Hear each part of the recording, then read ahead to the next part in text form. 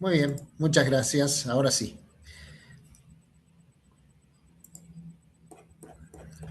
Comenzamos entonces con esta clase teórica de la materia de Derecho Constitucional correspondiente al día 9 de junio de 2026. En esta oportunidad vamos a tratar uno de los temas que ustedes han estado transitando a partir de la lectura y el estudio de los fallos que les hemos proporcionado como parte de la actividad en las clases prácticas. ¿Por qué es esto tan importante? Porque ustedes han logrado ver, a partir de su contacto con fallos de la Corte Suprema de Justicia de la Nación, han logrado ver los avatares, los problemas que debe enfrentar un caso concreto hasta llegar a la resolución de la Corte Suprema de Justicia de la Nación. Toda vez que, como ustedes bien lo saben, porque lo hemos dicho en más de una oportunidad, desde la clase 1 de las clases prácticas, la Corte Suprema tiene la última palabra en materia constitucional en nuestro país. Ahora bien, esta unidad, la unidad última de nuestro programa nuevo, que lleva el número 8, unidad 8, es la única unidad que conforma la parte procesal del derecho constitucional. ¿Por qué la hemos puesto en este punto? ¿Por qué lo hemos puesto al final? Porque entendíamos y entendemos que luego del desarrollo de todos los conceptos teóricos que hemos estado viendo en estas clases, más aquellos que se desprenden también de los fallos de la Corte Suprema, a través de sus pronunciamientos, a través de sus criterios, a través de los análisis que hace la Corte en cada caso concreto, ustedes ya recién están en condiciones de poder traducir esto en términos de una teoría del proceso constitucional. Es decir, lo procesal constitucional como un ámbito propio dentro del derecho constitucional. Esto implica, o esta preocupación puesta en esta unidad, implica que tenemos que pensar en algunas preguntas muy elementales como para poder discernir hacia dónde nos vamos a dirigir.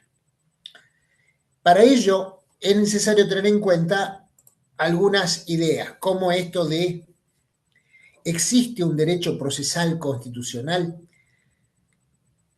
El profesor Osvaldo Alfredo Gossaini, que tiene escrito un tratado de derecho procesal constitucional,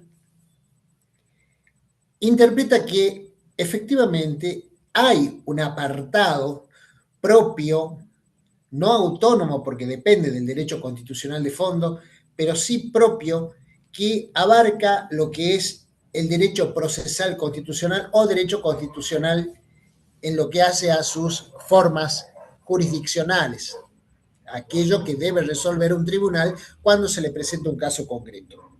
Desde luego que la circunstancia de que exista un derecho procesal constitucional también nos lleva a preguntarnos acerca de cuál es esa jurisdicción constitucional. Esta jurisdicción constitucional, es decir, el ámbito de competencia de un juez o de un tribunal para resolver una cuestión constitucional, básicamente para la República Argentina es de naturaleza material. ¿Qué quiere decir material? Quiere decir que si en la controversia se aloja un conflicto de naturaleza constitucional, ahí ya tenemos jurisdicción constitucional. ¿Y esto por qué es así? Esto es así porque la principal herramienta para lo que sirve el proceso constitucional es para, ni más ni menos, controlar si la supremacía constitucional ha sido respetada o no en el caso concreto.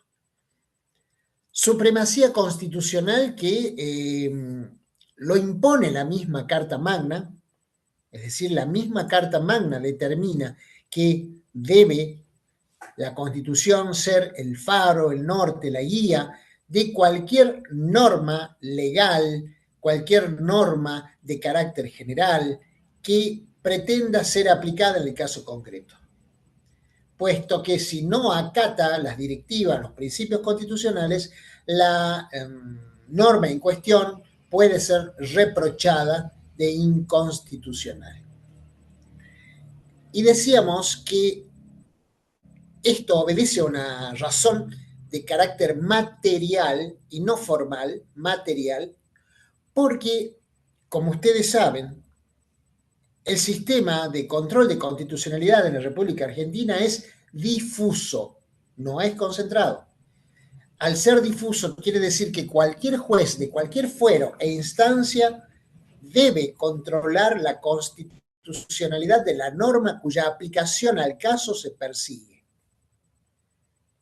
Esto implica que si la materialidad del conflicto tiene que ver con un contenido constitucional, entonces, sin ninguna duda, se abre allí la jurisdicción constitucional de ese juez o tribunal, que no funciona de la misma manera en los casos. Por favor, si pueden no activar el sonido, decíamos que no funciona de la misma manera en los sistemas de control de constitucionalidad concentrado, puesto que allí la materia constitucional no se presenta sola, sino que además va seguida de un procedimiento constitucional que es lo que habilita el litigio ante el tribunal constitucional que corresponda. Puesto que no nos olvidemos, en los sistemas concentrados existe un tribunal específico para resolver cuestiones de constitucionalidad. En cambio, en nuestro sistema, que es de control difuso, cualquier tribunal o juez puede hacerlo, no importa la instancia en que se encuentre, pero lo que debe concentrar la atención es la naturaleza del conflicto. Si el conflicto es constitucional, listo, se activa la jurisdicción constitucional. Esto es, por un lado, una ventaja, pero también es una desventaja. Es una ventaja desde el punto de vista de que cualquier litigio, cualquier conflicto que se presente en el ámbito de derechos de personas, ya sea individual o colectivamente consideradas, lo que importa, lo que interesa, es que previo a todo van a tener que discutir, y si no lo hicieran los jueces también tienen la obligación de verlo, de analizarlo de oficio, si la norma que se pretende aplicar en el caso concreto resulta compatible o no con la Constitución Nacional. Decíamos, esto es una ventaja, porque implica que si la norma en cuestión no pasa el test de constitucionalidad, en ese caso entonces resulta absolutamente inútil, estéril, discutir sobre la cuestión de fondo, porque lo que importa es que ya la norma que se persigue aplicar, al ser contraria a la Constitución, no puede resolver, no puede servir para resolver el caso concreto. Ahora bien, también decíamos, implica una cierta desventaja. ¿Por qué la desventaja? La desventaja proviene de la dificultad de tener distintas interpretaciones sobre la misma cuestión. En otras palabras, cuanto más difuso es el control, más posibilidades de tener criterios distintos tenemos. Esto implica que la solución que se aplica a un caso o a varios casos parecidos puede no ser la misma, según la interpretación que tenga el juez o el tribunal que corresponda. En otras palabras, la desventaja radica en la dispersión de criterios que se puede producir a partir de este control difuso. Lo que no ocurre en el control concentrado. En el control concentrado, al ser un solo tribunal el que tiene la responsabilidad de resolver cuestiones de naturaleza constitucional, fijará un criterio único porque es el único tribunal que sobre eso se puede expedir. Así ven ustedes que el sistema de control difuso como el nuestro tiene sus ventajas, pero también sus desventajas. Lo importante es que para nosotros la jurisdicción se abre con el planteamiento del caso o problema constitucional. Ahora, cuando se resuelve una cuestión de naturaleza constitucional, en un caso concreto, debe tenerse bien presente que la decisión de los jueces, por ejemplo, declarando inconstitucional una norma, no es de ninguna manera derogatoria de la ley o de la norma en cuestión. En otras palabras, el hecho de que un juez o un tribunal declare inconstitucional una norma no implica derogarla de manera general. Solamente implica que no se va a aplicar en ese caso concreto y específico. Nada más. Que luego ese criterio allí fijado pueda ser replicado, utilizado en otros casos de similar característica, no quiere decir que tenga forzosamente esos efectos. Simplemente, otro tribunal puede encontrar apropiado y coincidir con ese criterio expuesto en aquel primer fallo y replicarlo como solución para el que tiene que decidir en ese momento.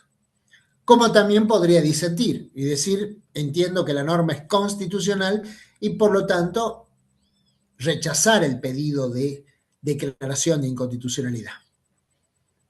Con lo cual no se genera ningún conflicto, porque son criterios distintos, aplicados por jueces o tribunales diferentes. Y que, en todo caso, si ambos llegan a la Corte, siempre por vía recursiva, naturalmente, la Corte tendrá la oportunidad de expedirse inclinándose por una solución o por otra. De hecho, en varios de los casos que hemos examinado a lo largo de esta cursada, ustedes han tenido la oportunidad de ver cómo un tribunal o un juez de primera instancia decide en un sentido, otro juez o tribunal de alzada decide en un sentido contrario y luego llega a la Corte que termina dirimiendo la cuestión según los criterios de la Corte. Por eso esto del control difuso genera alguna dificultad, alguna dispersión en cuanto a los criterios. Pero de todas maneras es un remedio importante, útil, para poder dirimir la inconstitucionalidad o la constitucionalidad de una norma en ese caso concreto y al momento de generarse el litigio, aun cuando fuera en primera instancia.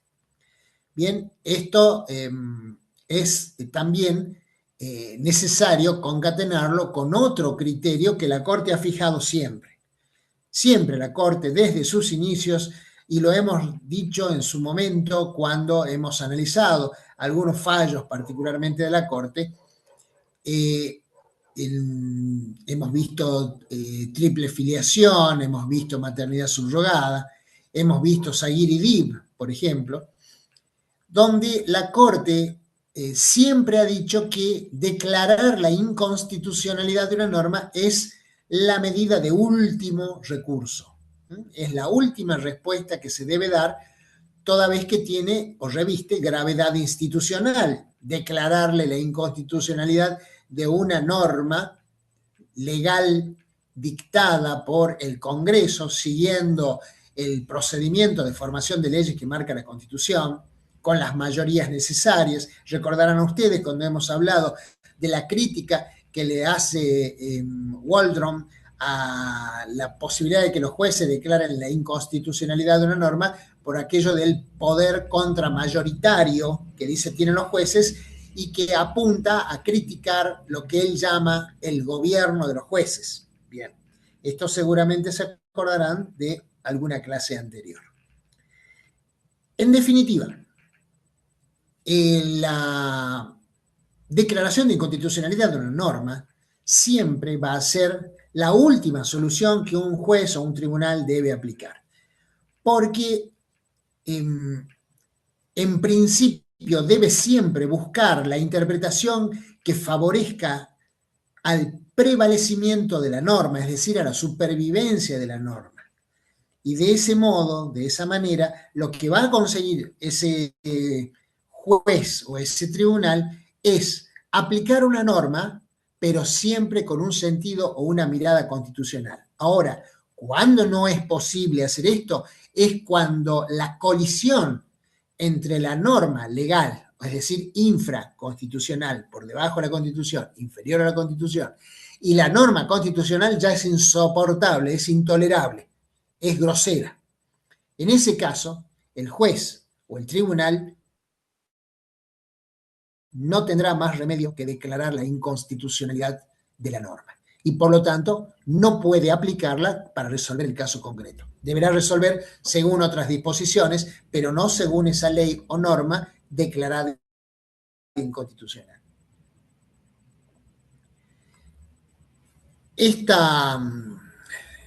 Este criterio fijado por la Corte, decíamos desde sus principios, tiene como finalidad respetar la división de poderes. Esa es la finalidad. Recordarán ustedes, esto implica no inmiscuirse en el área, en el ámbito de decisión de los otros poderes del Estado. Esto es fundamental para entender dónde está parado el remedio de declaración de inconstitucionalidad. Por otro lado, la declaración de inconstitucionalidad puede invocarse ya sea como acción o bien como defensa. Esto tiene que ver con quién la invoca. Si la invoca el actor en una acción judicial, en un litigio judicial cualquiera, está claro que la puede invocar a título de acción. Es decir, cuando promueve la acción, está promoviendo la acción justificando su pretensión en que la norma que se pretende aplicarle, es decir, el actor, lo que está buscando es que no se le aplique un determinado régimen legal, diciendo que esa norma es inconstitucional como acción. ¿Dónde lo han visto ustedes? Ustedes lo han visto en Videoclub Dreams y lo han visto en el caso Nobleza Picardo. En ambos casos, el actor, en uno, Videoclub Dreams, en el otro, la empresa Nobleza Picardo, accionaron reclamando que la norma que se les pretendía aplicar era inconstitucional. Es decir, la declaración de inconstitucionalidad ahí está promovida, está solicitada a título de acción. Pero también puede ser invocada a título de defensa. Es decir, el demandado, el reclamado, puede, a los fines de defenderse de la demanda, de la acción que se le está promoviendo, puede invocar la inconstitucionalidad de aquello que está pidiendo el actor que se le aplique. Con lo cual ustedes tienen claramente presente allí que la inconstitucionalidad puede ser pedida por el actor al demandar o por el demandado al responder la demanda. Porque además cualquier petición de inconstitucionalidad, se imaginarán ustedes que será el primer punto que debe examinar un juez para resolver.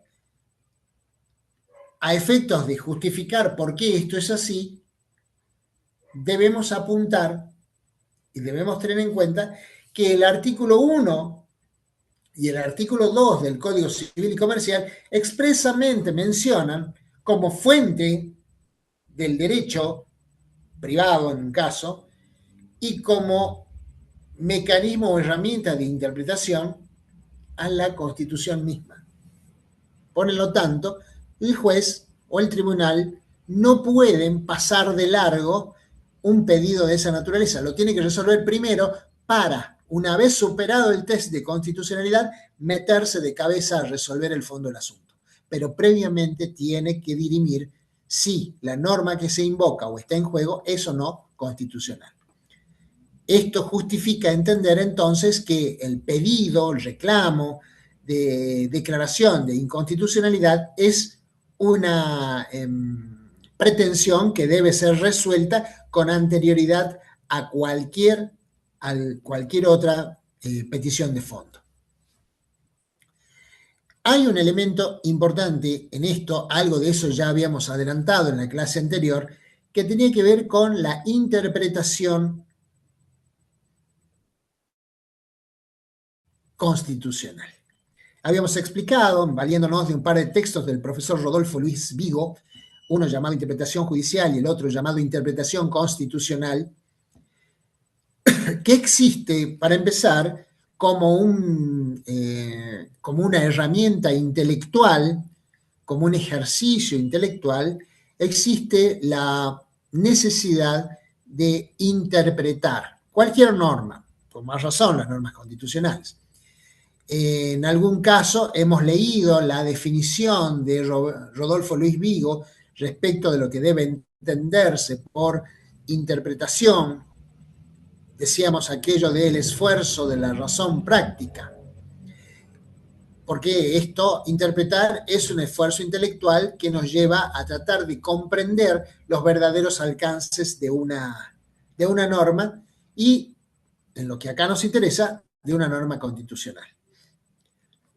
Problema que acá sí se nos presenta y que es donde quedamos cuando comenzamos a hablar de interpretación constitucional en función de lo que propone el profesor Rodolfo Vigo. El problema es este. Se presenta con cualquier norma, pero con la Constitución sobre todo.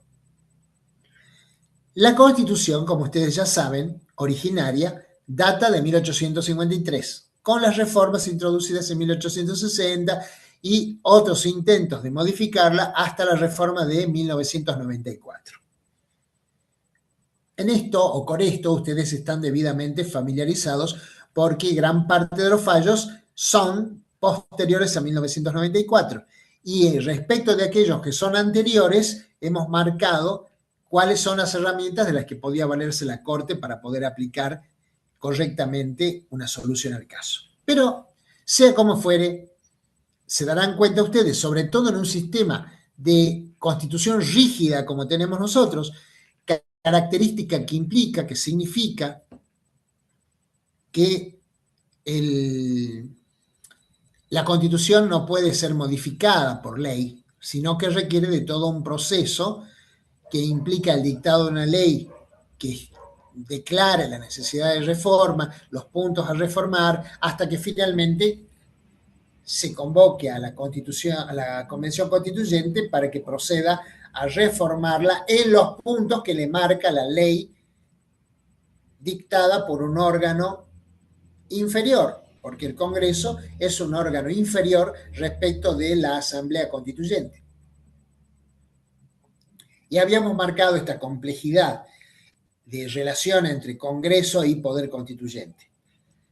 Pero sobre esa base, lo primero que tenemos que darnos cuenta es que el constituyente es un constituyente histórico. ¿Qué quiere decir constituyente histórico? ¿Qué pretendo decir con constituyente histórico? Evidentemente, todos nosotros nos daremos cuenta que de los constituyentes de 1853 no hay ninguno vivo. No hace falta que abundemos en razones para eso. De la misma manera, aquellos que la reformaron la Constitución en 1860 a efectos de que se incorporara la provincia de Buenos Aires a la Confederación Argentina, dado que se había separado de la Confederación y buscaba el reconocimiento de ciertas exigencias para poder volver a la Confederación y, por otro lado, adherir a la Constitución de 1853. Esto significa que ninguno de esos constituyentes está vivo, y eso está claro, no tenemos que explicar más. En relación al constituyente de 1994, al reformador constituyente de 1994, también habrá quien esté vivo, habrá quien no lo esté, pero en definitiva, el texto constitucional reformado está allí, es el que vemos todos los días cuando vamos a acceder a estudiar derecho constitucional y también las demás materias, porque todas están vinculadas con el derecho constitucional. Ahora, el problema es este.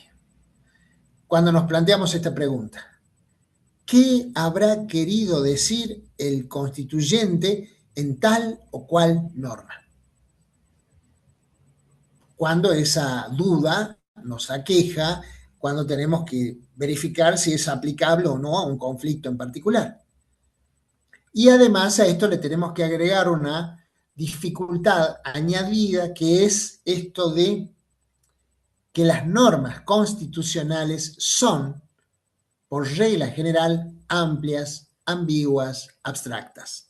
Recordarán ustedes cuando hicimos el juego sobre aquella pirámide de Kelsen y esa disputa entre jus positivistas y jus naturalistas, y que Herbert Hart planteaba aquello de, bueno, la norma de reconocimiento, si la solución no está en la norma primaria, iremos a la secundaria, y así subiendo hasta que encontremos una norma que nos resuelva el caso, porque él, al ser jus positivista, se asienta exclusivamente en normas, y dirá: a esta la llamamos regla de reconocimiento. Bien, y Dworkin respondiéndole algo así como: bueno, pero cuanto más arriba está en la jerarquía normativa, más ambigua es la norma, es decir, que puede servir para una cosa o para la otra. Entonces ahí se presenta una dificultad de interpretación y nos lleva a esta pregunta que hemos formulado bien torpemente, pero para que quede bien graficado. ¿Qué habrá querido decir el constituyente en tal o cual disposición? Naturalmente, el constituyente ya no está, ya se murió.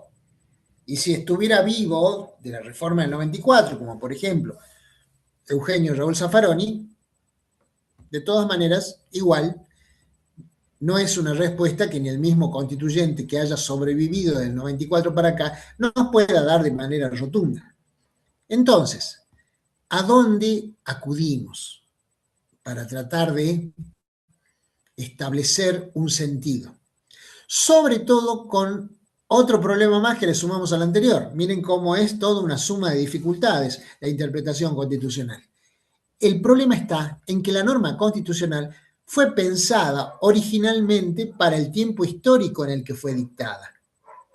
Seguramente el constituyente, que es por definición alguien sabio, tendrá la suficiente capacidad como para proyectar algunas probables dificultades que puede llegar a enfrentar el texto constitucional a futuro. Pero lo que está clarísimo es que habrá ciertos ámbitos en los que el constituyente ni siquiera pudo haber pensado o imaginado. Basta con un ejemplo para que nos demos cuenta de esto que estoy diciendo. Seguramente todos manejamos el artículo 19 de la Constitución Nacional, el principio de reserva. El principio de reserva, que lo hemos visto reflejado en Ponseti de Balbín, por ejemplo, que lo hemos visto reflejado en distintos fallos de la Corte Suprema de Justicia de la Nación. Pero, sin embargo, el constituyente, no nos olvidemos que el artículo 19 nunca fue modificado. Así como lo leemos, es como lo pensó y lo escribió el constituyente originario de 1853. Nunca pudo haber imaginado que, por ejemplo, iban a existir hoy cámaras de seguridad en la vía pública, que iban a existir que iban a existir distintas maneras de comunicación entre las personas, además de la carta escrita, que ya casi no existe, el correo electrónico, los mensajes por aplicaciones de mensajería instantánea y otros tantos, las redes sociales y otros tantos medios en los cuales existe información privada de las personas que las personas voluntariamente ponen allí, pero que tienen enormes vulnerabilidades que hace que esa información quede expuesta a numerosos riesgos. Esto al constituyente de 1853 jamás se le podría haber ocurrido. Ahora, esto nos lleva a esta situación. ¿Cómo aplicar a situaciones del siglo XXI normas pensadas a mediados del siglo XIX. Como ven ustedes, el problema se va incrementando. Y esto es lo que justifica que las decisiones en materia de inconstitucionalidad o de constitucionalidad tienen que hacerse con una mirada, un ojo puesto en el momento histórico en el que la norma fue emitida, fue dictada, y otro ojo puesto en las características del caso concreto en el momento en que se está decidiendo. Exactamente. Esta es una posibilidad. De hecho, la Corte ha sacado hace cosa de 3 semanas atrás un fallo que habla de la imposibilidad que tiene el Estado de utilizar información de una persona que está volcada en un determinado registro o banco de datos para darle un destino distinto al que la persona, para el que la persona confió esos datos. ¿Bien? Esto es verdaderamente importante porque marca lo que en su momento dijimos, un límite al Estado, porque no nos olvidemos que el derecho constitucional es un derecho de defensa, es un derecho que tiene el individuo para defenderse de los abusos de poder del Estado. Para eso existe el derecho constitucional. Bien, entonces me interesa que pongan mucha atención en estos escollos, en estos obstáculos que vamos encontrando permanentemente a la hora de hacer interpretación constitucional. Podríamos caer en la torpeza, desde luego lo expongo a título de absurdo para que se vea lo irrazonable que sería, que alguien pudiera decir, bueno, cuando se creó la norma por el poder constituyente originario en 1853, no existía el WhatsApp, no existía las redes sociales, no existía el correo electrónico, por lo tanto no le es aplicable lo que dispuso el constituyente en 1853. No, esto es imposible. Esta sería la decisión más absurda que se podría tomar. Entonces, ¿qué exige la interpretación constitucional?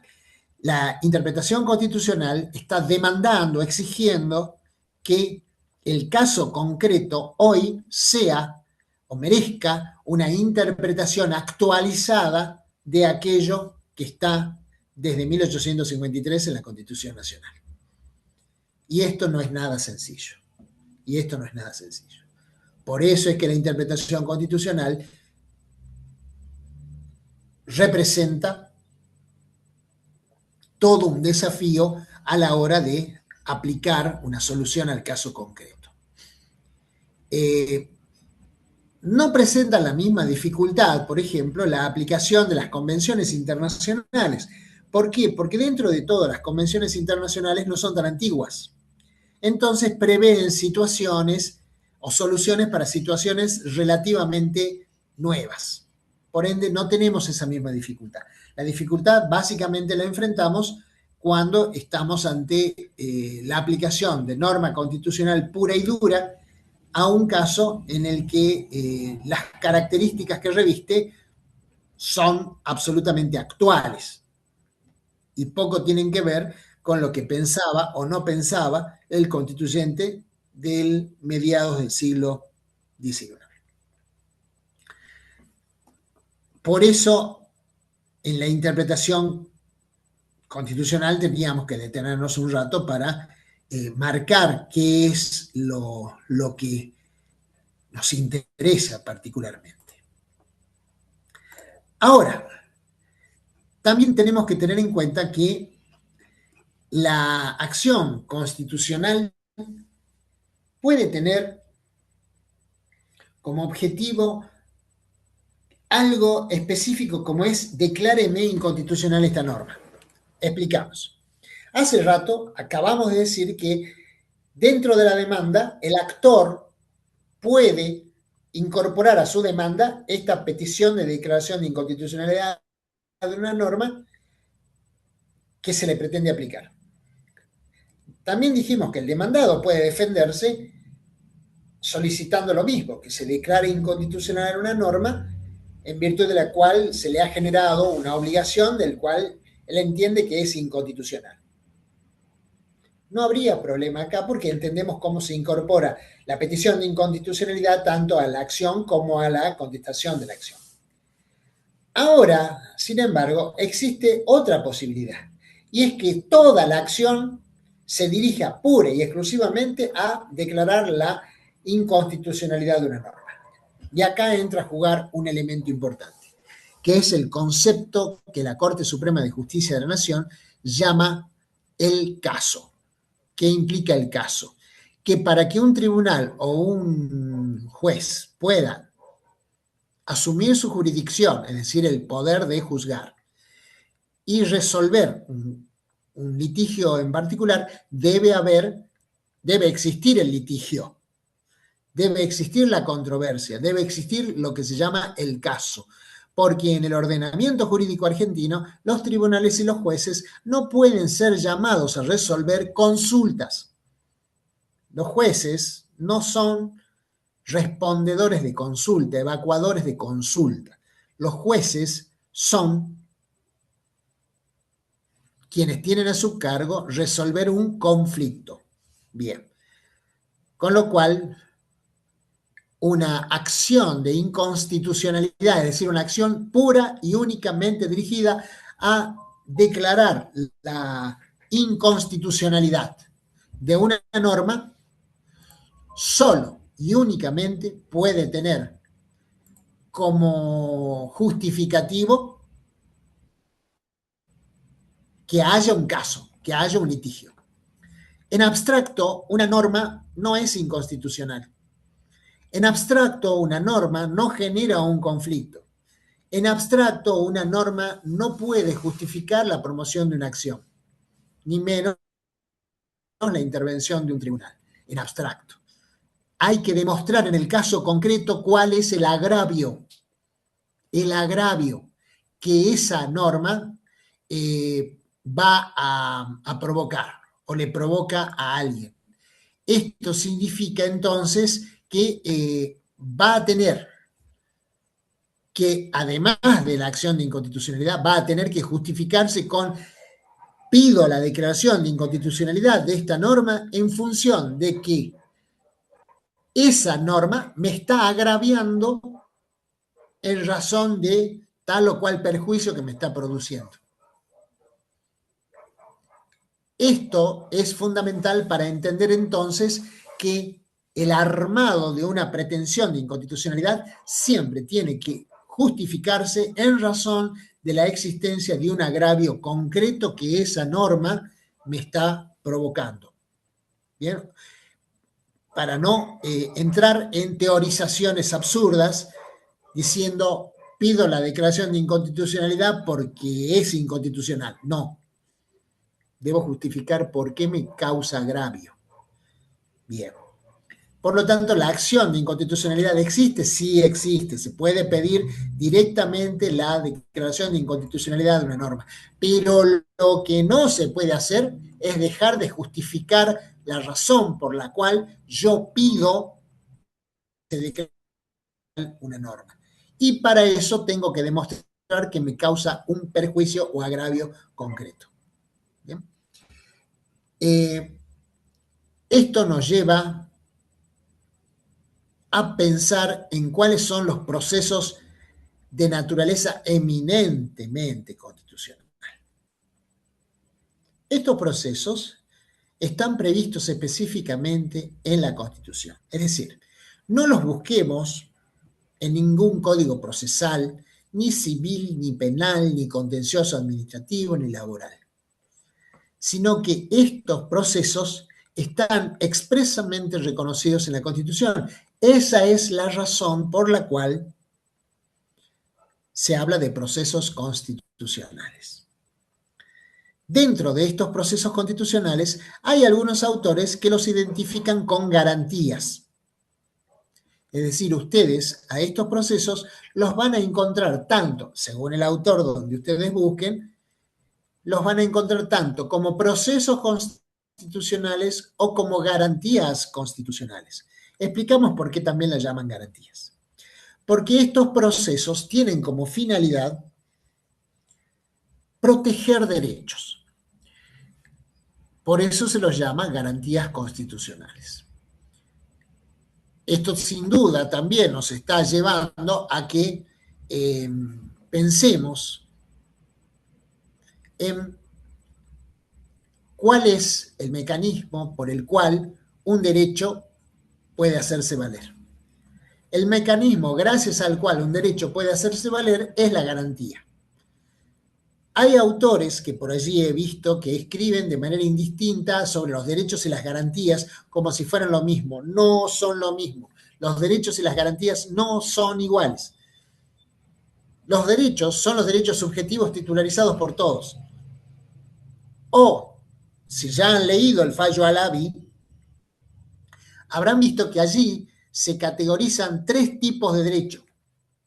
Eso lo hablaremos en la clase práctica del viernes y del sábado, pero verán a ustedes que la Corte allí categoriza 3 tipos de derechos y, por supuesto, sus respectivos modos de reclamar. Pero la garantía es la salvaguarda que permite que ese derecho sea ejercido.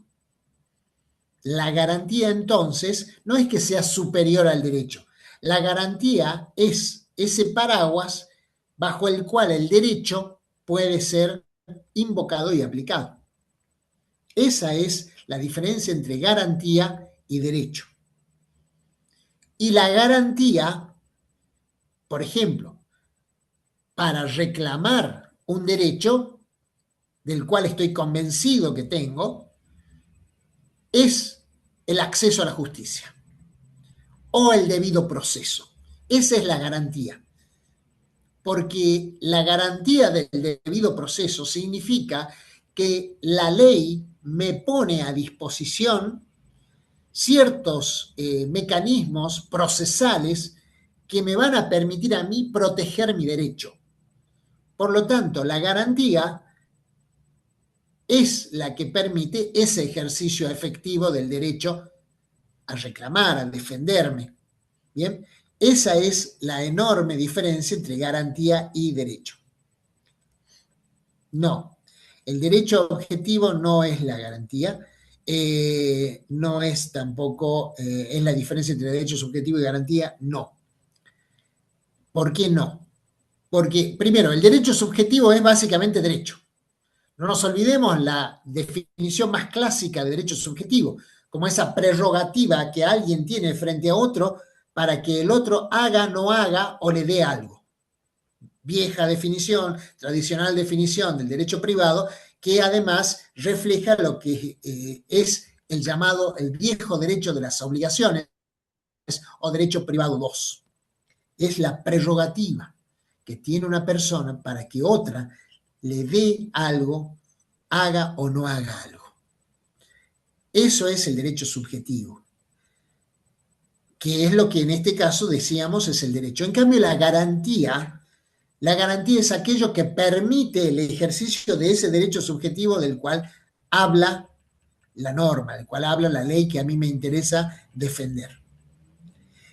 Y el derecho objetivo también está separado de la garantía, porque el derecho objetivo es ni más ni menos que la ley escrita que regula situaciones en general. Ese es el derecho objetivo. Derecho objetivo está conformado por el Código Civil y Comercial, por el Código Penal, por la ley laboral.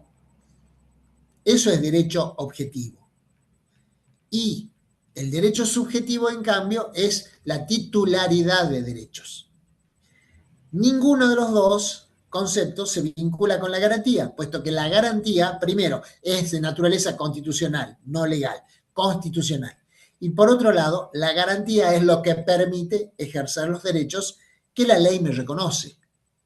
Bien, por ende, la garantía es ese mecanismo que permite el ejercicio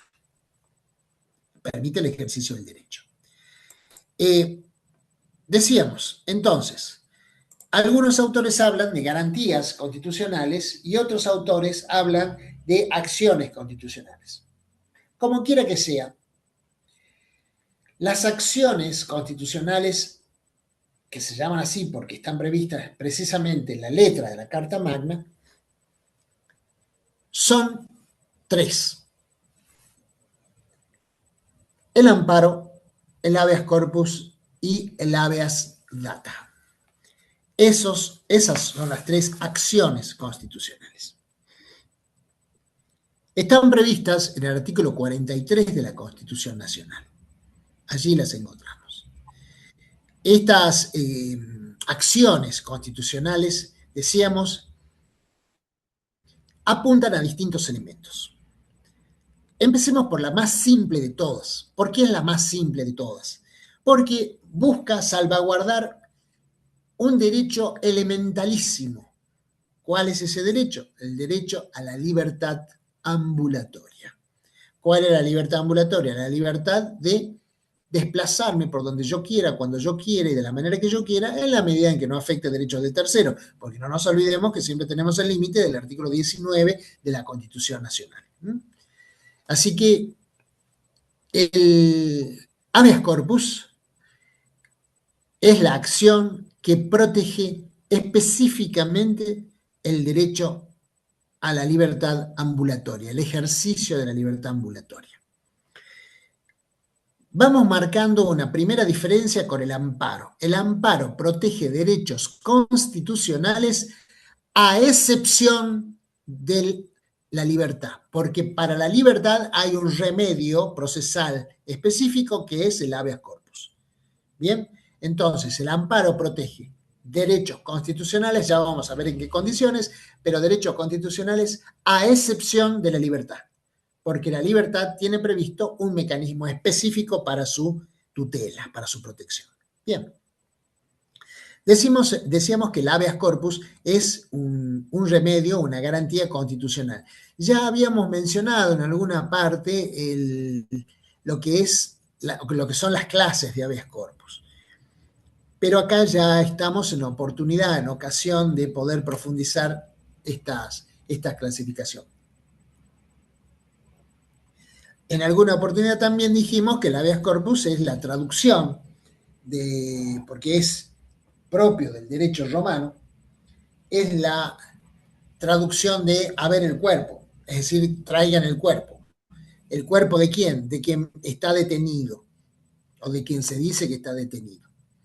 Esto es importante porque de esa manera vemos cómo la tutela de la libertad es de naturaleza material. Cuando digo naturaleza material, quiero decir que se debe ver a la persona de la que se dice que está privada de la libertad.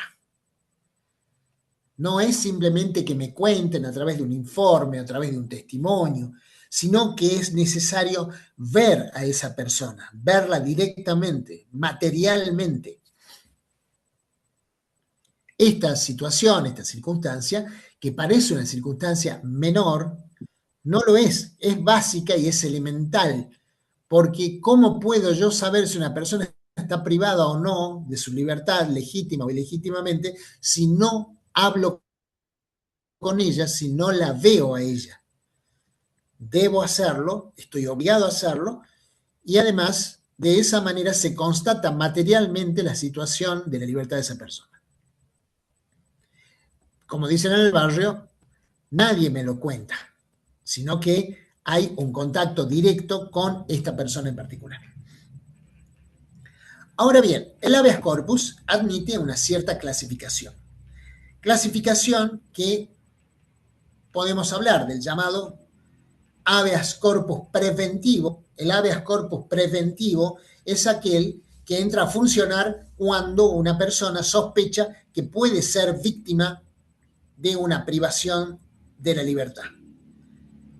Cuando estamos hablando de que sospecha de una privación de libertad, estamos hablando de que sospecha que el Estado va a pretender privarla de la libertad y no sabe por qué. Porque nadie le ha notificado, nadie le ha informado, pero la sospecha existe.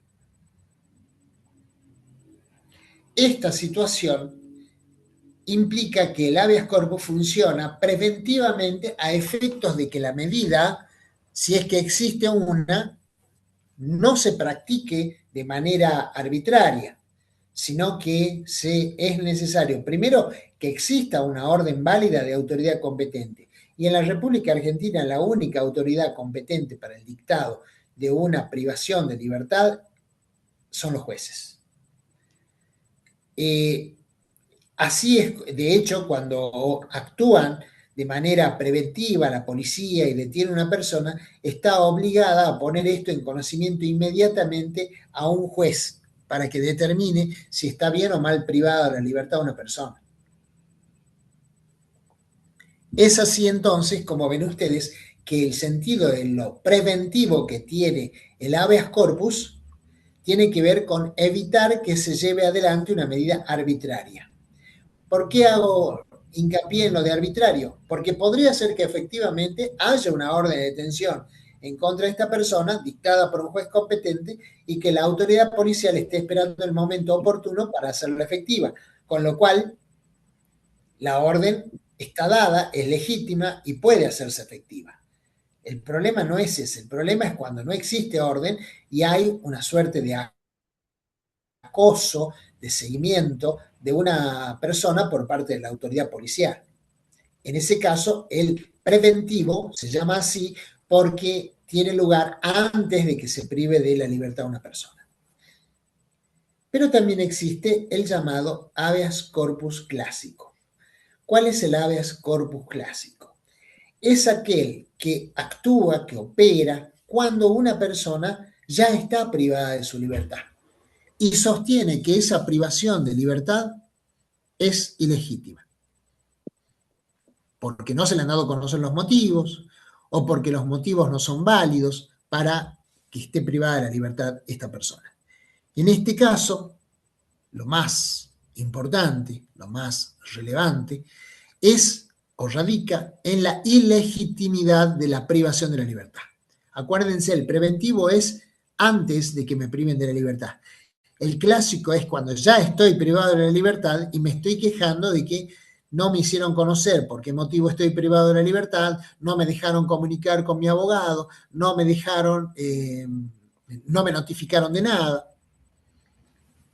Y de esa manera, entonces, yo puedo promover una acción de habeas corpus, sí, exactamente, por portación de cara.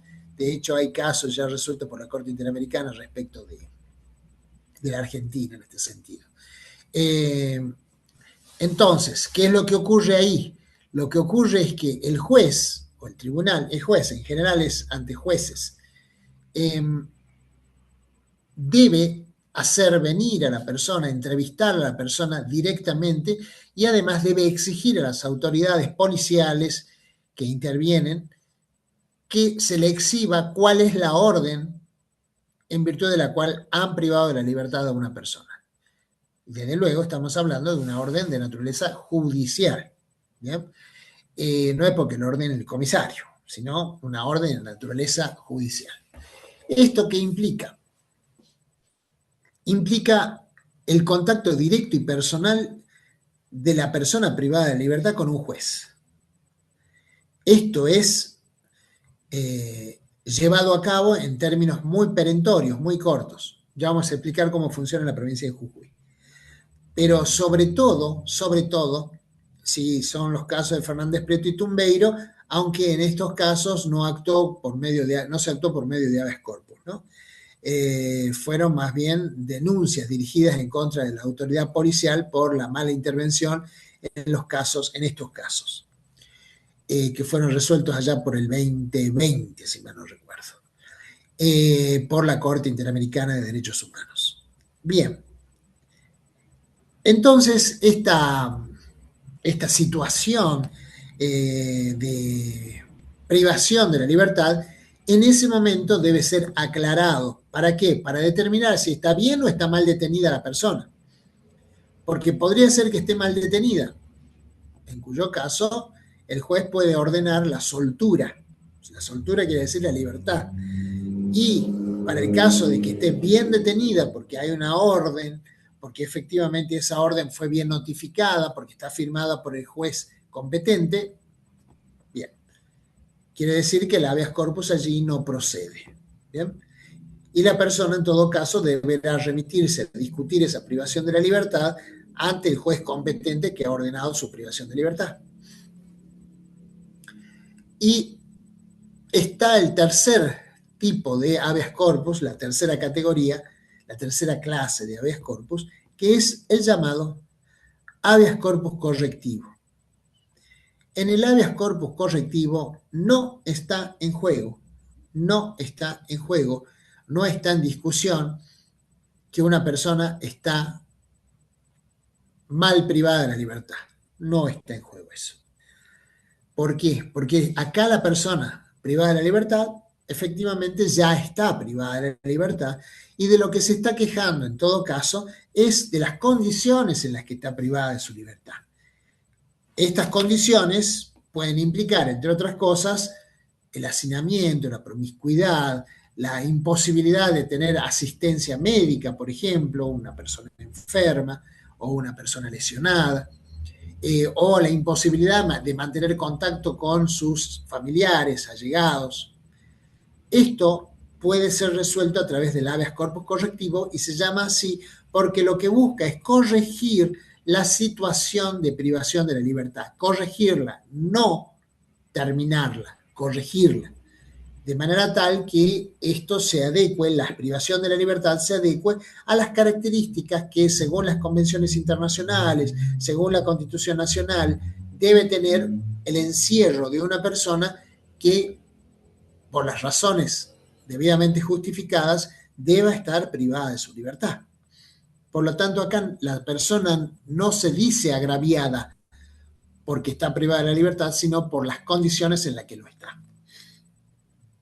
Y los jueces allí deben disponer medidas destinadas a mejorar esa situación.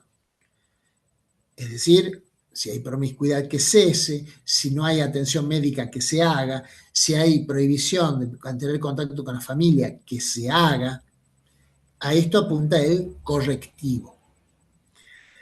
Bien, esta acción entonces de habeas corpus es materia constitucional para preservar el derecho a la libertad ambulatoria. La nación regula el habeas corpus junto con el amparo en una ley especial. En cambio, la provincia de Jujuy tiene regulado el habeas corpus en el artículo 40 de la Constitución Provincial. Y es una regulación muy precisa, muy inteligente que ha hecho el constituyente de 1986, porque este texto fue escrito por el constituyente de 1986. No fue modificado en la reforma del 2023. ¿Por qué decíamos que es un texto preciso? Porque prácticamente el artículo 40 de la Constitución de la provincia de Jujuy determina cuáles son los pasos que deben seguirse en orden a la tramitación de un habeas corpus. Es prácticamente, ese artículo contiene un código de procedimientos para el habeas corpus. Una de las exigencias más importantes que tiene este artículo 40, y repito, está mucho mejor regulado que en la ley nacional, es que el habeas corpus puede ser interpuesto por cualquier persona. Por el afectado, por supuesto, por el afectado puede hacerlo. Pero también puede hacerlo por cualquier otra persona, por un tercero, por un pariente o familiar que ni siquiera tiene que acreditar que es pariente o familiar de la persona privada de su libertad. Una persona que pasa por la calle, ¿puede promoverlo? Puede promoverlo. La Constitución de la provincia de Jujuy en eso es absolutamente amplia. ¿De qué manera puede promoverse el habeas corpus? De cualquier forma, por escrito, verbalmente, por mensaje de WhatsApp, no importa. La Constitución dice por cualquier medio. Estamos hablando de la Constitución de la provincia de Jujuy, artículo 40.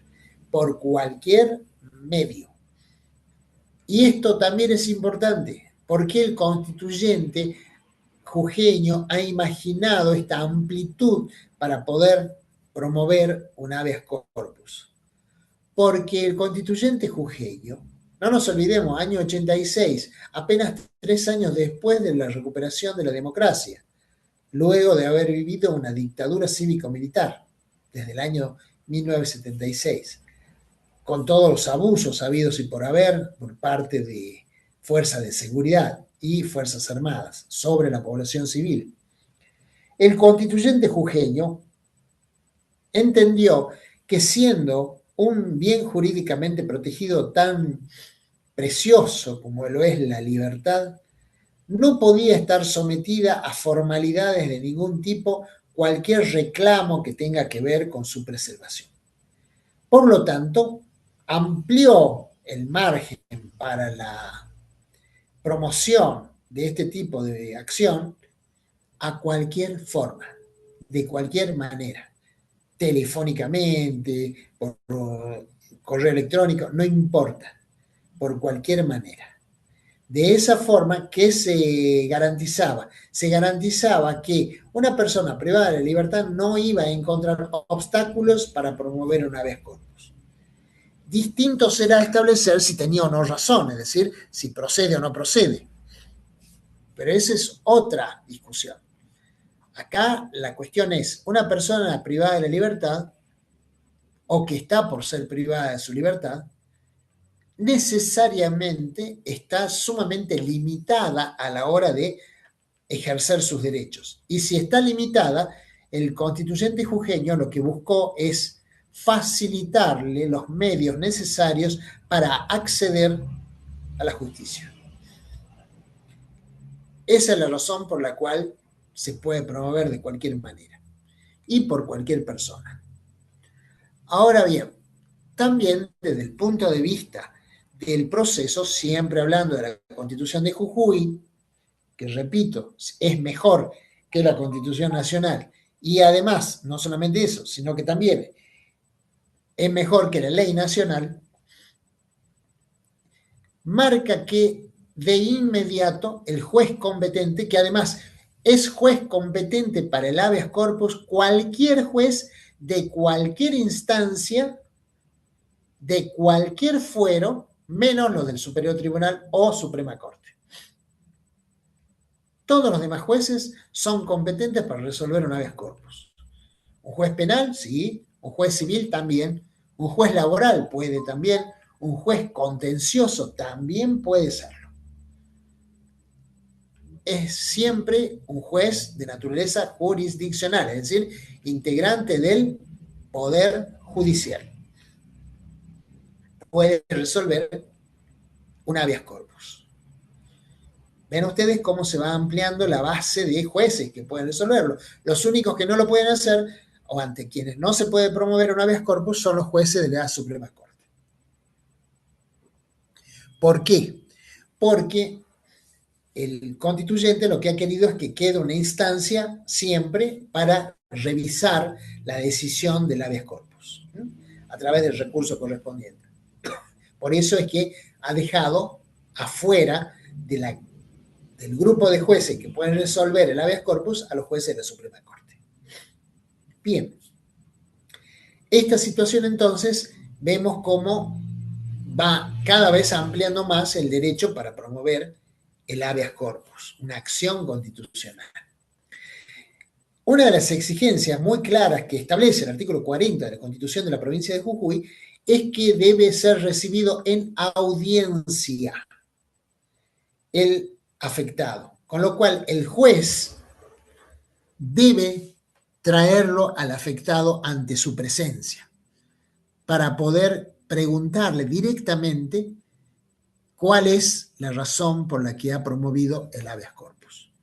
Directamente. Me estaba olvidando de un detalle. La Constitución de Jujuy no exige que el habeas corpus se promueva con el patrocinio de un abogado o con la defensa o representación de un abogado. No hace falta la asistencia profesional. Esto es importante también porque facilita el acceso de la persona afectada a la justicia. No necesita, para decirlo claramente, no necesita gastar plata para promover un habeas corpus, porque un abogado naturalmente hay que pagarle honorarios, que es lo que corresponde. Pero en este caso ni eso. Decíamos, es una exigencia del artículo 40 de la Constitución de la provincia de Jujuy que el juez debe recibir personalmente, en audiencia, al afectado, a la persona que reclama. ¿Y por qué? Porque el juez debe tener contacto personal con esa persona, con ese sujeto.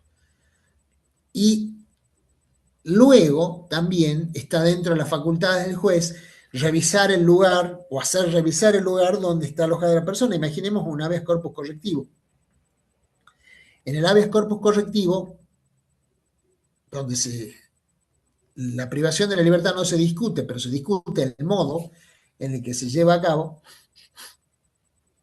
es sin dudas importante verificar que la situación sea la que se describe en el habeas corpus. Y para eso el juez no debe valerse de un informe, sí, puede hacerse acompañar por alguien experimentado en la materia, algún profesional que pueda valorar eso.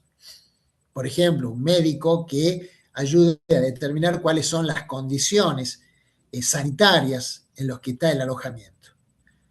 Pero debe verlo por sí mismo. Estas situaciones, entonces, son sumamente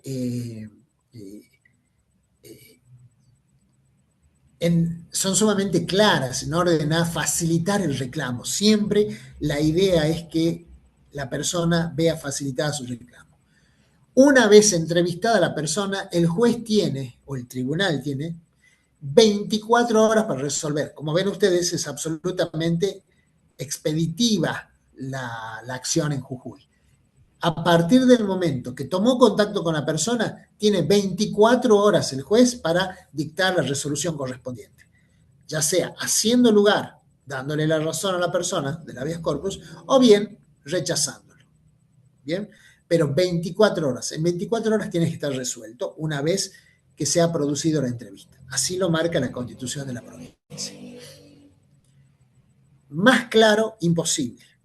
Además, hay un detalle que ha puesto el constituyente jujeño al final de ese artículo. ¿El detalle cuál es? Que prohíbe expresamente que el legislador, acuérdense que el legislador tiene jerarquía inferior a la del poder constituyente, que el legislador legisle sobre habeas corpus. ¿Por qué existe esta prohibición? Porque el constituyente desconfía del legislador. Entonces, para evitar que el legislador distorsione, modifique o limite el habeas corpus, el constituyente dijo, el legislador acá no se mete. Acá el habeas corpus se tramita como yo, poder constituyente, lo digo. Y el legislador no puede regular nada. En la provincia de Jujuy, entonces, existe esta prohibición constitucional para que el legislador dicte una ley regulando el habeas corpus. ¿Y para qué esto? Para que no vaya a ser cosa que el legislador pretenda limitar el habeas corpus por vía de legislación o vía de reglamentación. Entonces, para evitar cualquier discusión, no lo puede hacer. Bien. Eso en cuanto al habeas corpus. Ahora, en cuanto a la otra acción constitucional, el amparo. El amparo, sin dudas, es la más efectiva de las protecciones que tienen los derechos constitucionales, pero también tiene alguna dificultad que reside en la limitación para su aplicación. Explicamos esto. Sin ninguna duda, si yo digo el amparo es una acción constitucional destinada a proteger derechos esencialmente de naturaleza constitucional, a excepción de la libertad, y nos quedamos con eso, está todo claro, parecería que no hay mayores problemas. Pero, ¿dónde aparecen los problemas? Los problemas aparecen cuando entramos a ver la naturaleza de los derechos. Por ejemplo, El artículo 17 de la Constitución Nacional habla de la inviolabilidad de la propiedad privada. Forma parte de la propiedad privada, por ejemplo, los ingresos que podemos tener por el salario en concepto de retribución por un trabajo. Forma parte de la propiedad privada. Ahora bien, puede ser que esos salarios no se estén pagando por el motivo que fuere, porque el empleador no paga porque tiene deudas, porque no puede o porque no quiere pagar. No importa, no paga. Eso es lo importante. Y decíamos, los salarios forman parte del derecho a la propiedad que tiene una persona. Artículo 17 de la Constitución Nacional. Entonces, ¿sería justo, sería legítimo reclamar el pago de estos saberes adeudados por vía de amparo? La mayoría de la jurisprudencia se ha inclinado por denegar esta posibilidad, por decir que el amparo no sirve para tratar de obtener una vía expedita, rápida, cuando hay otros remedios que deben dar respuesta a esta pretensión. En otras palabras, que se puede hacer ese mismo reclamo por vía de una demanda laboral, por ejemplo, para lograr el pago de los saberes adeudados. De la misma manera, reclamos de naturaleza civil, es decir, con contenido patrimonial, que se han pretendido amparizar. Sin embargo, se los ha rechazado diciendo usted tiene otra vía. Con lo cual, se ha llegado a la conformación del amparo como una vía subsidiaria. Subsidiaria quiere decir cuando no hay otra manera de proteger un derecho de naturaleza constitucional. Ahí se vuelve admisible promover una acción de amparo. Ya vamos a ver cómo está regulada en la Constitución Nacional. Pero ven ustedes que entonces el amparo no cubre todo de la misma manera, sino que es una vía subsidiaria cuando nada más funciona o nada más puede funcionar. Y siempre que la naturaleza del derecho reclamado sea de índole constitucional. Eso es lo importante. Ahora bien, el amparo básicamente ha sido promovido para proteger derechos no solo constitucionales, sino que se le agrega un elemento más, que es derechos que están amenazados de manera urgente. Por ejemplo, el derecho a la vida. Cuando por ahí ha habido dificultades para obtener un determinado medicamento o terapéutica en el cual se está corriendo peligro de perder la vida por parte del paciente, y que los trámites o las objeciones planteadas por una obra social o por una clínica o por un sanatorio entorpecen llegar a este tipo de recurso, entonces se promueve un amparo de salud. Y ese amparo de salud, por lo general, ante la duda, se concede, se hace lugar. No nos olvidemos el caso de Ekmeklian contra Sofovich. En el caso de Ekmeklian contra Sofovich, estaba Ekmeklian ante la certeza que el derecho a réplica lo tenía, previsto en la Convención Americana de Derechos Humanos. Pero el problema era que no había una acción prevista para reclamar la aplicación, el respeto del derecho a réplica. Entonces, ¿qué vía eligió? El amparo, porque no había otro remedio constitucional previsto que pudiera darle satisfacción en tiempo propio también, porque 2 años, 3 años después ya perdía todo sentido el derecho a réplica. Entonces el amparo le sirvió como herramienta procesal constitucional para llegar ante la Corte. No nos olvidemos, como lo hemos dicho cuando tratamos el tema de Ekmeklian contra Sofovich, que Ekmeklian era profesor de Derecho Constitucional, por lo tanto algo sabía de cuál era la acción que debía promover. Ven ustedes entonces que el amparo tiene un mayor abanico de situaciones a las cuales puede ser aplicado, pero siempre de manera subsidiaria, es decir, siempre que no haya otro remedio que deba o pueda darle respuesta. Una de las razones que se han invocado para justificar este carácter aparentemente restrictivo del habeas corpus, es decir, si no hay otro remedio de carácter subsidiario, es que, el amparo lo que busca es resolver algo de manera rápida y por lo tanto la prueba que hay en ese tipo de acciones es muy acotada, es una prueba muy limitada. En otras palabras, el derecho de defensa que tiene el demandado en un amparo es bastante pobre. Se le da poca oportunidad para defenderse. Por ende, se entiende que en ese caso se estaría vulnerando el derecho de defensa del accionado, del demandado, si el amparo procediera respecto de cualquier pretensión. Por eso es que también se ha dicho que el amparo entonces no es la principal de las acciones, sino que es una acción subsidiaria. Ahora, en la República Argentina, el amparo, que hoy lo vemos reflejado en el artículo 43 de la Constitución Nacional, tuvo un origen jurisprudencial. En otras palabras, el amparo no nació de la cabeza ni del constituyente ni del legislador, sino de las decisiones de los jueces. Por eso se dice que es una creación pretoriana. Pretoriano viene de pretor. El pretor era el nombre con el que en Roma se designaba a quienes dirimían conflictos, es decir, a los jueces. Por eso se dice que el amparo es una elaboración pretoriana. Bien, sí, por supuesto, en Ordóñez, pero en Ordóñez hay una particularidad, ¿eh? Ahí hay un derecho de apelación mal delegado, porque Ordóñez estaba reclamando un derecho y no tenía quien lo asista legalmente. Esto lo hablaremos en la clase práctica. Y estaba en juego la garantía del debido proceso.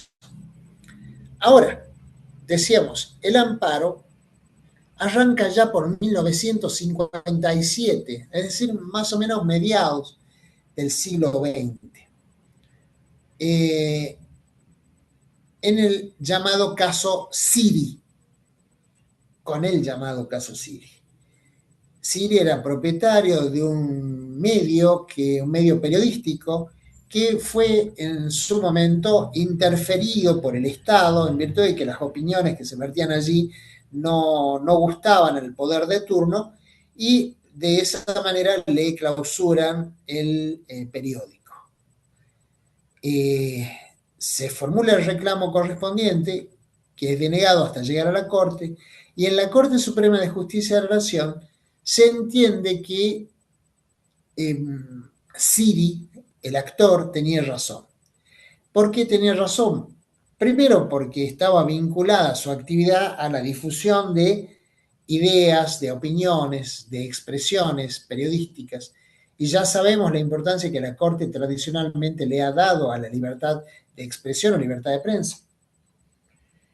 Y por otro lado, que no se habían invocado razones adecuadas por parte del Estado para poder justificar esta medida adoptada con este diario, con este medio. Con lo cual se entendió que el amparo venía a tutelar adecuadamente un derecho, el derecho de informar, de expresarse, que de otra manera no hubiera tenido la misma protección. Por lo tanto, se consideró que el amparo era procedente. Un año después, en 1958, el caso Cot, K-O-T, K de kilo, O-T. En el caso Cot, la Corte Suprema de Justicia de la Nación llegó a la conclusión de que el amparo permitía proteger derechos constitucionales no solamente contra el Estado, sino contra particulares. En el caso Cot, el señor Cot tenía una fábrica que fue tomada por los operarios, por los trabajadores de la empresa, y no le permitían la entrada a su establecimiento. Cot, en este caso entonces, reclamó la protección del Estado que le fue denegada hasta que llega a la Corte. Y en la Corte se entendió que, por un lado, el amparo procedía para la protección de derechos constitucionales, viniera de quien viniese la agresión o la limitación constitucional. En este caso eran particulares. Y por otro lado, porque estaba afectado un derecho constitucional que era el derecho a trabajar y a la libre empresa. Por lo tanto, le hizo lugar la Corte, entendió que correspondía conceder el amparo a favor del señor Cot. Estos son los fallos fundamentales que crean las líneas generales sobre el amparo en la República Argentina. Y luego funcionó siempre bajo el formato que le daban las decisiones jurisprudenciales para llegar a una solución. No era una acción prevista en los códigos procesales, pero era indudable que el amparo de derechos constitucionales de manera directa, rápida y efectiva era necesario. Y es por eso que el amparo fue prosperando como una acción constitucional que era posible promover en cualquier momento, siempre y cuando el derecho agredido fuera un derecho constitucional, a excepción, naturalmente, del habeas corpus, de la libertad agredida. El habeas data, en cambio, en el habeas data se trató de una acción incorporada ahora por la Constitución de Reforma Constitucional de 1994 en la Constitución Nacional, que presenta la particularidad de que utiliza una deformación del latín, así como el habeas corpus es traer el cuerpo, el habeas data sería algo así como traer la información o traer el dato. ¿En qué consiste? Cuando existe una persona, cuando hay una persona que no puede conocer cuál es el contenido de la información que sobre ella tienen determinados registros o bancos de datos, puede pedir primero que se le exhiba esa información y segundo, su corrección en caso de considerarla equivocada. Explicamos esto. Todos nosotros, todos los que están en este momento en el aula, seguramente más de una vez hemos debido dar información sensible, personal sobre nosotros a distintos registros o bancos de datos de cualquier naturaleza. En un banco, para obtener, por ejemplo, un crédito o acceder a una tarjeta de crédito, en una empresa telefónica, para acceder a una línea telefónica, en la misma universidad han tenido que dar datos personales para poder inscribirse.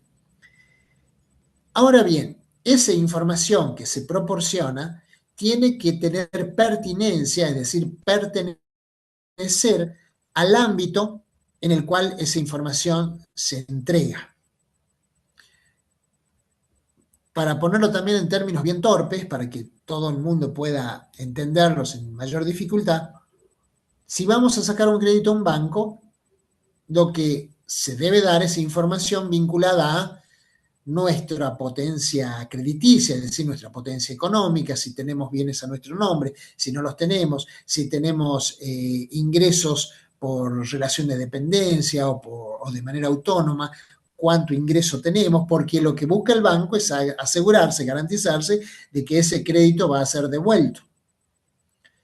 Pero, por ejemplo, no tendría absolutamente nada que hacer en un registro o en un banco de datos de esa naturaleza que nos pidan datos acerca de nuestro estado de salud o si tenemos alguna enfermedad infecto-contagiosa. De ninguna manera. Eso no se nos podría pedir.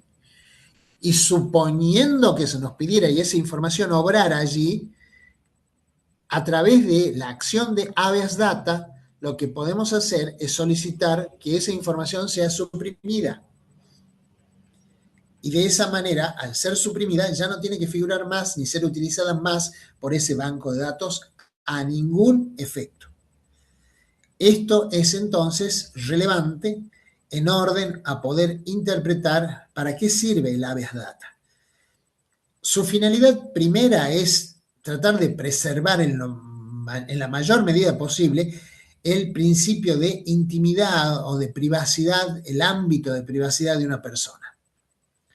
¿A través de qué? A través de este control que se puede hacer por parte del afectado respecto de qué información tiene un determinado registro sobre mi persona. Y poder corregirlo en caso de que no resulte absolutamente no tenga ninguna pertinencia ese dato allí. Una corrección. Esta medida, decía, tiene un efecto relativo porque convengamos, hoy por hoy, todos, absolutamente todos, estamos en posición de entregar nuestro dato permanentemente y a veces sin necesidad de que nos lo pidan. Simplemente con la información que vertimos al entrar en una red social. Con lo cual, esto tiene un alcance relativo. ¿Bien? Pero que la acción está. Vamos entonces al artículo 43. El artículo 43 de la Constitución de la Nación establece, decíamos, estas acciones.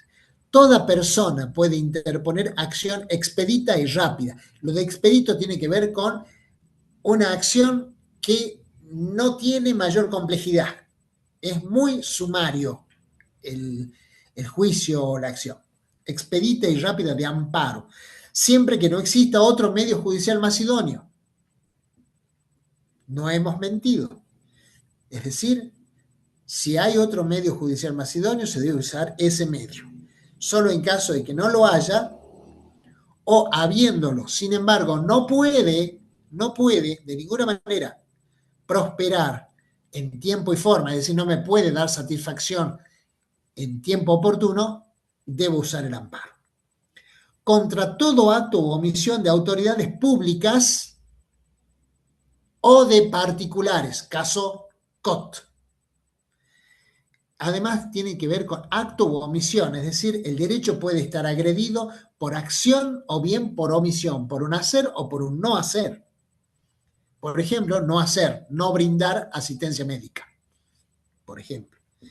Que en forma actual o inminente. ¿Qué quiere decir? Cuando el daño ya se está produciendo o hay indicios claros de que se va a producir de manera inminente. El peligro tiene que ser cierto, no meramente conjetural o imaginado. Lesione, restrinja, altere o amenace con arbitrariedad o ilegalidad manifiesta. Arbitrariedad, recuerden, arbitrariedad es lo que no tiene motivo, lo que no está justificado. Que lesione derechos y garantías reconocidos por esta Constitución. Derechos y garantías. Por eso hemos iniciado esta clase hablando de la diferencia entre lo que es derecho y lo que es garantía, que no son lo mismo. Un tratado o una ley. En el caso, el juez podrá declarar la inconstitucionalidad de la norma en que se funde el acto u omisión lesiva. Este agregado que está en la última oración del primer párrafo del artículo 43 tiene que ver con una vieja discusión que había en la doctrina, en la jurisprudencia argentina, acerca de si un juez o un tribunal podía declarar una inconstitucionalidad, un amparo, toda vez que el amparo, al estar previsto para, además no se olviden, no estaba legislado, estaba decidido por una jurisprudencia más o menos consistente. Decíamos, al ser una medida tan rápida, donde hay poca posibilidad de discusión, entonces, ¿cómo se podía pedirla o declarar la inconstitucionalidad de una norma? Y el constituyente de 1994, porque esta norma se incorpora en 1994, entendió que si estamos hablando de un defecto constitucional y que además la única forma de remediarlo es el amparo, pues entonces, ¿cuál sería el obstáculo para declarar inconstitucional una norma? Esto implicó la incorporación de esta última oración en el primer párrafo del Artículo 43. Sí se puede promover y pedir y declarar la inconstitucionalidad de una norma en una acción de amparo. El segundo párrafo. Podrán interponer esta acción contra cualquier forma de discriminación y en lo relativo a los derechos que protegen al ambiente. Por eso existe lo que se conoce como amparo ambiental, que es aquel que se propone detener alguna acción con muy probables efectos o consecuencias en el ambiente. A la competencia, al usuario y al consumidor, derechos de usuarios y consumidores, así como a los derechos de incidencia colectiva en general, al ABI. Vean al ABI. Por eso es importante al ABI. Tres categorías de derecho. Fíjense a dónde se ubica esto. Al ABI, por eso es importante. Bien. A los derechos de incidencia colectiva en general. Al afectado, es decir, individualmente, el defensor del pueblo y las asociaciones que propenden esos fines. El defensor del pueblo es una figura creada en la Constitución del 94 y tiene como finalidad promover reclamos en nombre de derechos de incidencia colectiva. Por eso es tan importante que se mencione acá al defensor del pueblo. Y también lo pueden hacer las asociaciones de la sociedad civil, que ONGs, fundaciones, que tengan como objeto la protección del derecho de consumidores, del ambiente, de usuarios. ¿Bien? Por eso es que en Jujuy cada tanto, cuando hay subas, por ejemplo, de tarifas, de servicios públicos, las asociaciones de protección de derechos de usuarios y consumidores son las primeras que llevan adelante medidas como el amparo. Esto lo justifica, esto permite entender por qué se da así. Tercer párrafo. Toda persona podrá interponer esta acción para tomar conocimiento de los datos a ella referidos y de su finalidad. Es decir, ¿qué acción? El amparo. Para tomar conocimiento de los datos a ella referidos y de su finalidad. Para tomar información, para tener conocimiento de qué datos míos alberga un registro o banco de datos. Que consten en registros o bancos de datos públicos o los privados, es decir, un banco, es decir, una empresa de telefonía. ¿Qué información tiene sobre mí? Destinados a proveer informes y en caso de falsedad o discriminación para exigir la supresión, que desaparezca el registro, rectificación, corregirlo, confidencialidad, guárdenlo, no lo anden mostrando, o actualización de aquellos. No podrá afectarse el secreto de la fuente de información periodística. ¿Qué queda fuera del habeas data? La información periodística. ¿Por qué queda fuera del habeas data la información periodística? Para proteger el ejercicio del derecho a informar. Porque si se pudiera obligar a un periodista a revelar sus fuentes, entonces los periodistas no podrían cumplir con su función, que es el ejercicio de la libertad de informar y de mantener informada a la sociedad. Último párrafo. Cuando el derecho lesionado, restringido, alterado o amenazado fuera la libertad física o en caso de agravamiento ilegítimo en la forma o condiciones de detención, habeas corpus correctivo, o en el de la desaparición forzada de personas, la acción de habeas corpus podrá ser interpuesta por el afectado o por cualquiera en su favor y el juez resolverá de inmediato, no le establece plazo, dice de inmediato. La Constitución de la provincia de Jujuy dice 24 horas. Aún durante la vigencia del estado de sitio. El estado de sitio es cuando se produce la suspensión de ciertas garantías constitucionales porque existe algún estado de conmoción interior. Bien, entonces se declara o se decreta el estado de sitio, que debe ser declarado por el Poder Ejecutivo y ratificado por el Poder Legislativo, a efectos de poder suspender algunas garantías constitucionales para preservar el Estado de Derecho. Bien, en cuanto la última parte de esta unidad se refiere a acciones colectivas y amparo colectivo, esto lo vamos a ver en las clases prácticas cuando analicemos el caso Alavi, porque es el caso específicamente importante en esta materia. Bien, y esto es o hace más que obligatorio que ustedes lean, estudien Alavi. Y otra manera de declarar la inconstitucionalidad o de hacer el control de constitucionalidad efectivo es a través de los recursos, de los medios por los cuales se llega a la Corte Suprema de Justicia de la Nación, ya sea por vía de recurso extraordinario federal o por vía de queja o por vía de per saltum ante la Corte Suprema de Justicia de la Nación, que son los modos en que hemos estado viendo que la Corte resuelve o dicta los fallos que hemos estado analizando a lo largo de esta cursada, por lo tanto, mayor problema ni dificultad se les va a presentar. Bien, preguntas, dudas.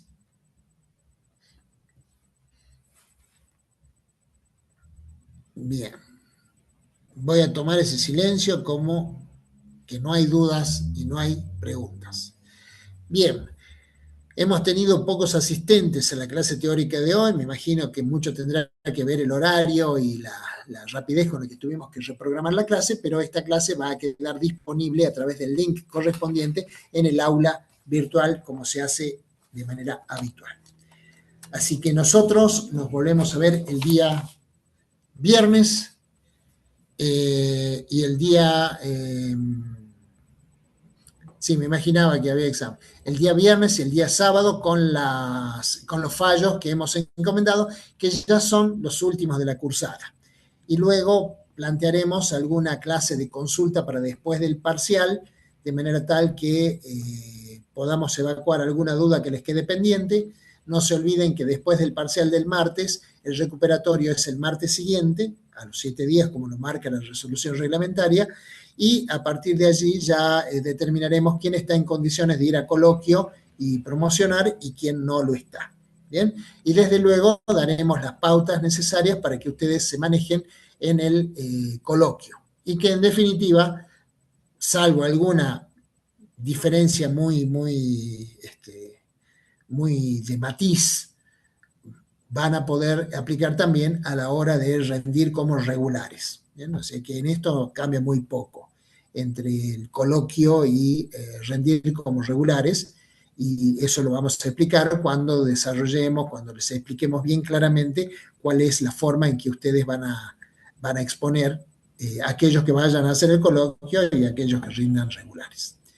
Muy bien, entonces damos por culminada la clase. Le pido al operador de la plataforma que por favor ya puede cortar la grabación. Muchísimas gracias a todos, nos estamos viendo el viernes y el sábado. Hasta entonces y espero que estudien. Adiós.